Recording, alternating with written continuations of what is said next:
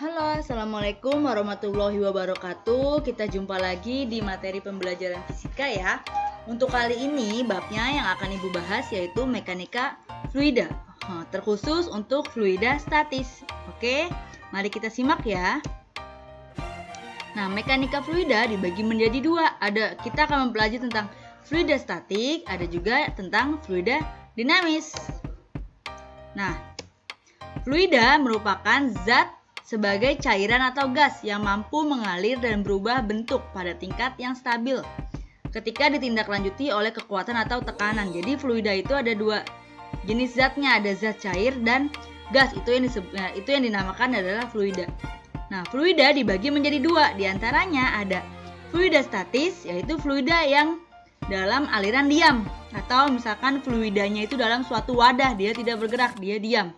Yang kedua yaitu fluida dinamis, fluida yang bergerak. Misalkan contohnya aliran air sungai, aliran di dalam selang. Nah, itu adalah fluidanya bergerak.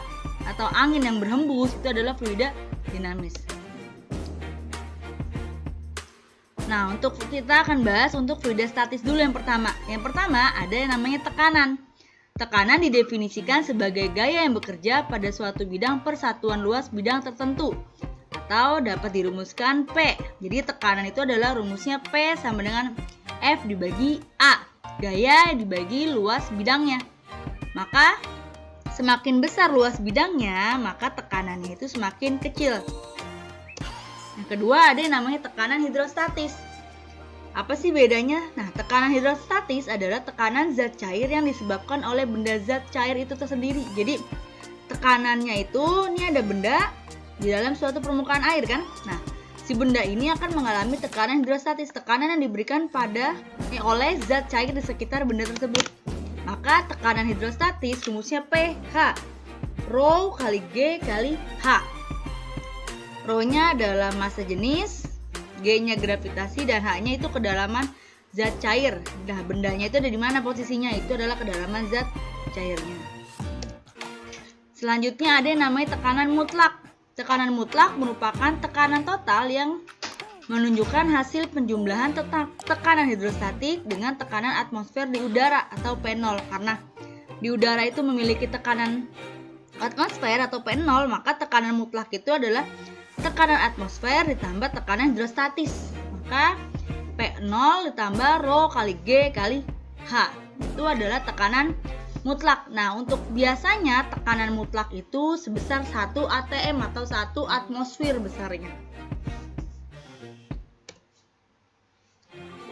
Ada hukum dasar fluida statis, hukum pokok hidrostatik. Nah, lihat. Di sini ada zat cair. Ada zat cair. Misalkan dia dituangkan nih. Apa yang terjadi? Maka nanti apa yang terjadi kira-kira ketika zat cair merah ini dituangkan? Maka yang terjadi adalah, ya kan, ketika dituangkan, maka si zat cair yang kuning ini akan tersedak ya, atau tertekan kan? Maka di sebelah kanan akan naik. Nah, jadi ini adalah hukum pokok hidrostatik. Semua titik yang terletak pada bidang datar yang sama di dalam zat cair yang sejenis mempunyai tekanan yang sama. Jadi untuk tinggi yang sama, dia memiliki tekanan yang sama nih di titik ini dan titik ini. Maka rumusnya P1 sama dengan P2. Rho 1 kali G1 kali H1. Rho 1 itu adalah ya zat cair yang berwarna merah, sama dengan Rho 2 kali G kali H2. Rho 2 adalah massa jenis untuk benda cair yang berwarna kuning. G-nya kita coret, dapat Rho 1 kali H1 sama dengan Rho 2 kali H2. Ingat ya, Rho itu adalah massa jenis. Yang kedua ada namanya hukum Pascal. Bunyi hukum Pascal yaitu tekanan yang diberikan pada suatu fluida dalam ruang tertutup diteruskan tanpa berkurang ke setiap titik dalam fluida dan ke dinding bejana. Misalnya ada ini. Ada orang di pipa kecil. Dia naik kan? Nah, ternyata di sebelah kanan dia bisa mengangkat si mobil yang bebannya lebih berat dari si beban orangnya. Kenapa demikian? Karena ini berlaku hukum Pascal. Maka tekanan yang diberikan si orang itu dapat mengangkat si mobil yang ada di sebelah kanan. Nah, dapat kita lihat seperti ini. F1 gaya yang diberikan oleh sisi sebelah kiri akan menimbulkan gaya angkat yang ada di sisi sebelah kanan. Kalau dapat dirumuskan, P1 sama dengan P2. F1 per A1 sama dengan F2 per A2. Itu adalah bunyi hukum Pascal. F apa? F itu adalah gaya, A-nya adalah luas permukaan si tabungnya. Ada contoh soal, kalian bisa lihat di LKS halaman 38. Untuk soal nomor 2, ada sebuah pipa U, ya kan? Pipa sebelah kiri F1 20 Newton, A1 30 cm². Nah, ternyata dia diberi tekanan sebesar 20 Newton kan? Nah, lalu di sebelah sisi kirinya, kanannya ada F2 dengan luas permukaan bidangnya itu 900 cm². Sebuah tabung U berisi zat cair dan diberi penghisap. Agar penghisap tetap seimbang, maka berat beban F2 yang harus diberikan adalah, berlaku apa nih? Hukum Pascal. Berarti diketahui apa? Diketahui F1 20 Newton, A1 30 cm², A2 900 cm². Ditanya adalah F2 sama dengan, maka tadi apa rumusnya tuh? F1 per A1 sama dengan F2 per A2. Kita masukkan F1 nya 20 per A1 nya 30 cm². Ini nggak apa-apa, tidak diubah nih. Kenapa? Karena satuannya sudah sama-sama cm², sama dengan F2 yang dicari kan? F2 per A2 900. Ini kita coret, boleh. Sisa 90 bagi 3 30. Maka F2 20 dikali 30 berapa? 600 Newton. Maka jawabannya yang C.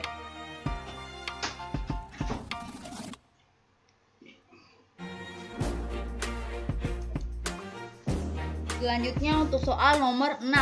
Sebuah kolam sedalam 55 meter berisi air dengan massa jenis 1000 kg per meter kubik. Jika G sama dengan 10 meter per sekon kuadrat, maka besar tekanan hidrostatik pada suatu titik yang berada 30 meter di bawah permukaan air adalah, maka diketahui apa nih? Rumusnya apa sih nih? Kira-kira? Berarti di sini diketahui massa jenis itu 1000 kg per meter kubik. Jika G-nya itu 10 meter per sekon kuadrat, maka tekanan hidrostatis yang berada pada suatu titik berada di 30 meter di bawah permukaan adalah, maka hanya berapa? Hanya 55 atau 35 kira-kira. Hanya itu adalah 35, karena tanya adalah posisi si bendanya. Tanya tekanan hidrostatis tadi apa, P? Hanya berapa sih?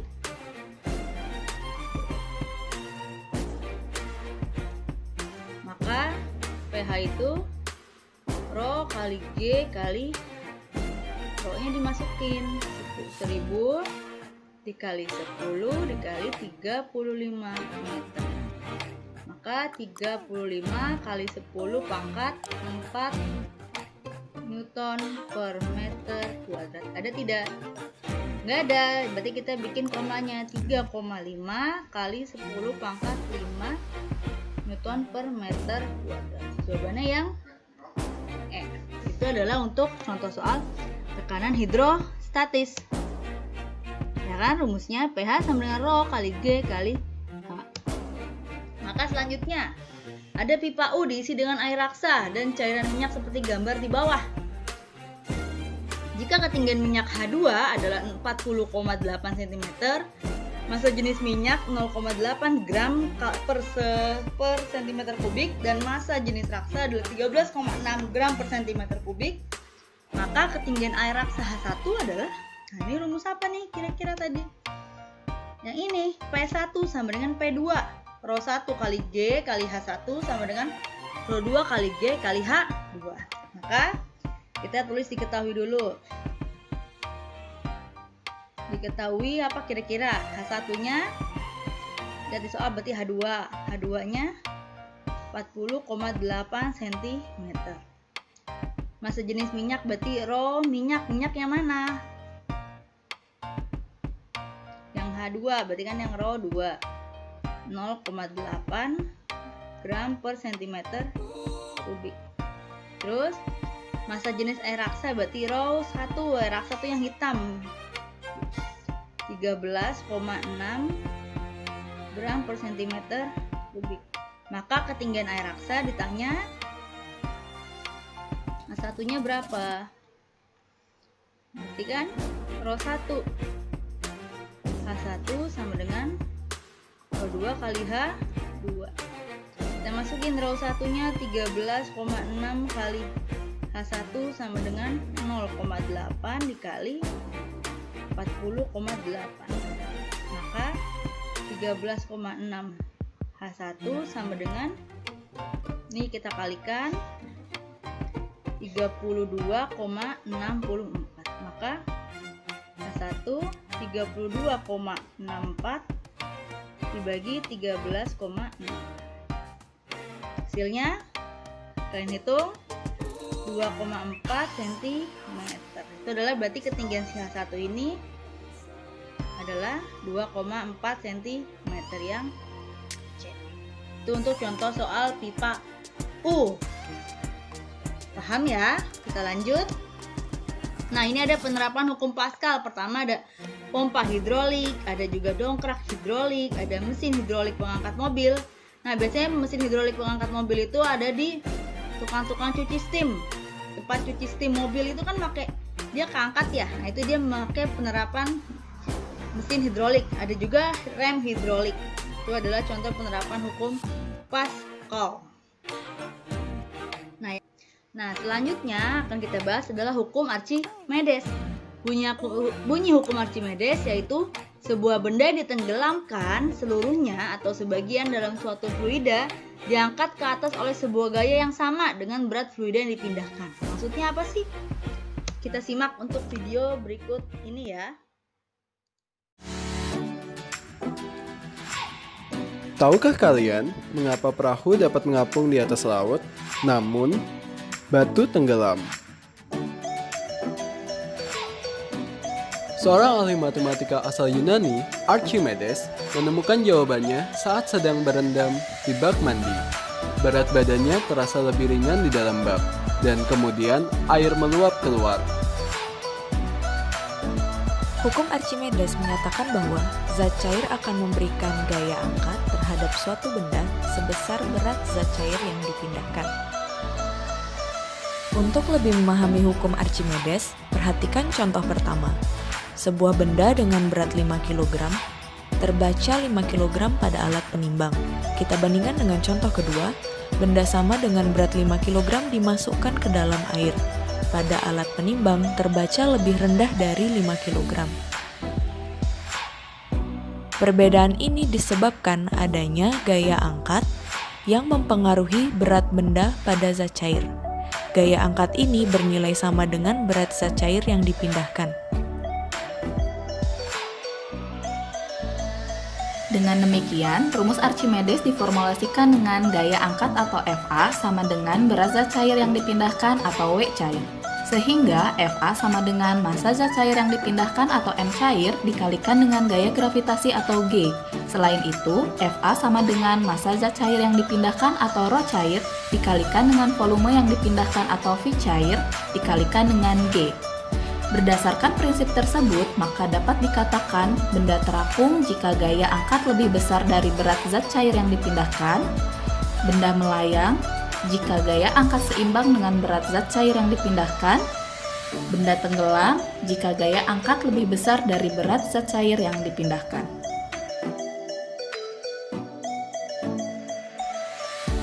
Nah, sekarang kita tahu Mengapa perahu dapat mengapung, namun batu tidak?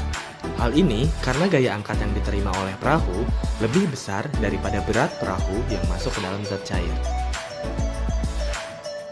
Sampai jumpa. Nah, maka hukum Archimedes itu dapat dirumuskan FA sama dengan rho F kali G kali VB, di mana FA-nya itu adalah gaya ke atas oleh fluida, atau gaya angkatnya sama dengan rho F adalah massa jenis si fluida kali G kali VB. VB adalah volume benda yang tercelup atau volume benda yang tenggelam yang ada di dalam airnya. Nah, di mana WA berat benda di dalam air sama dengan WU kurang FA. WU-nya itu adalah berat benda di udara dikurang FA. FA adalah gaya angkatnya atau gaya Archimedesnya. Nah, syarat benda mengapung, melayang, dan tenggelam. Yang pertama, syarat benda terapung. Tadi adalah FA-nya, gaya angkatnya lebih besar daripada si berat bendanya.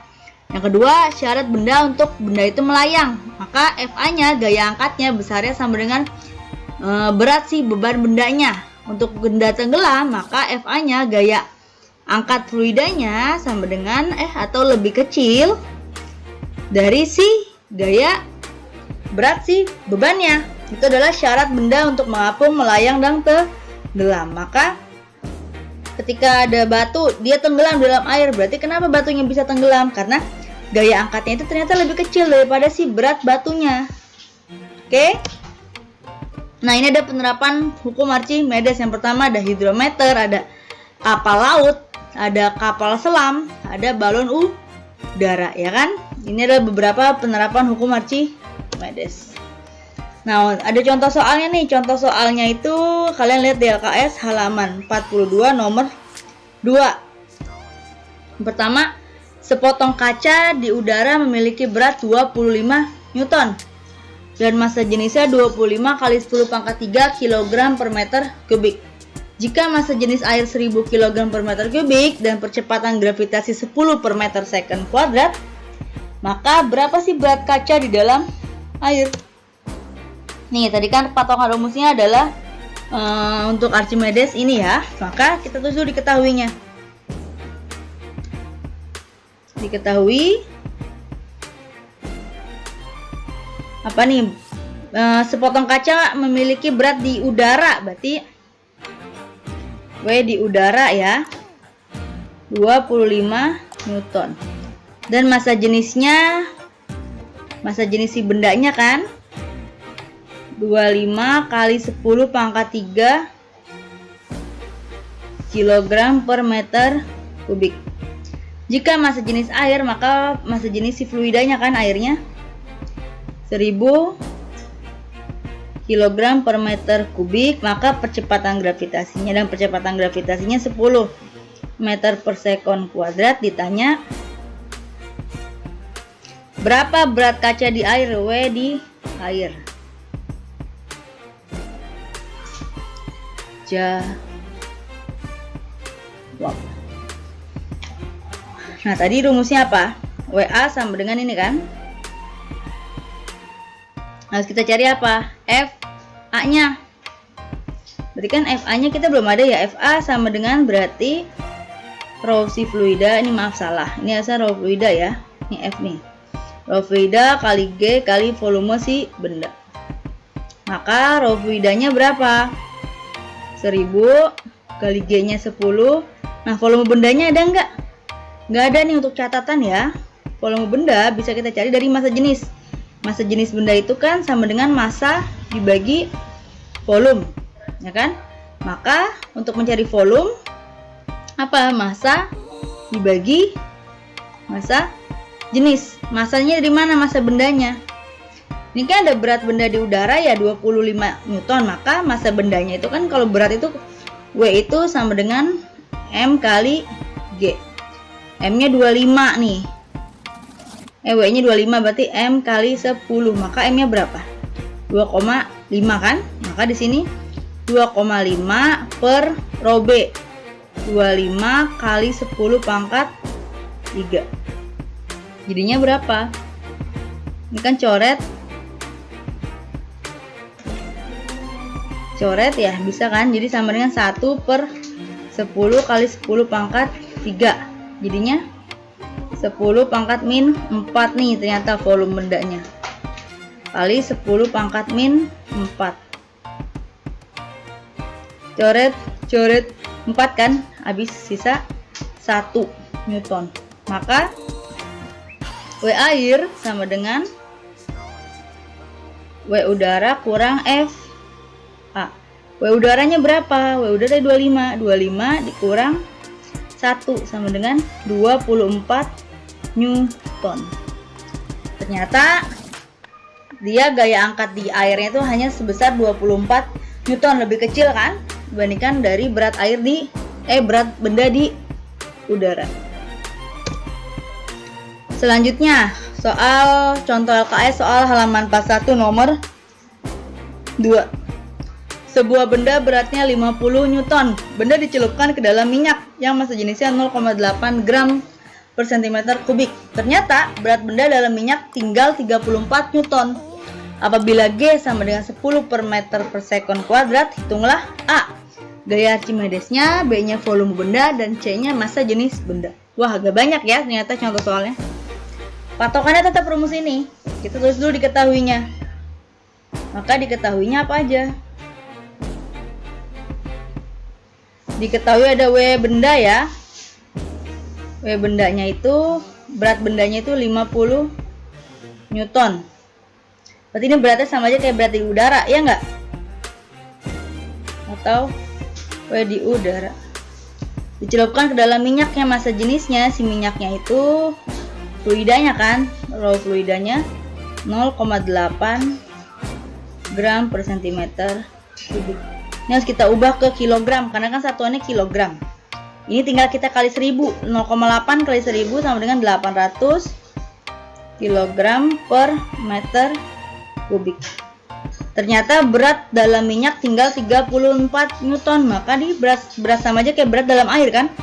W dalam air 34 Newton. G-nya itu 10 meter per sekon kuadrat. Ditanya, yang A-nya ditanya adalah gaya Archimedes berarti FA. Yang B-nya ditanyanya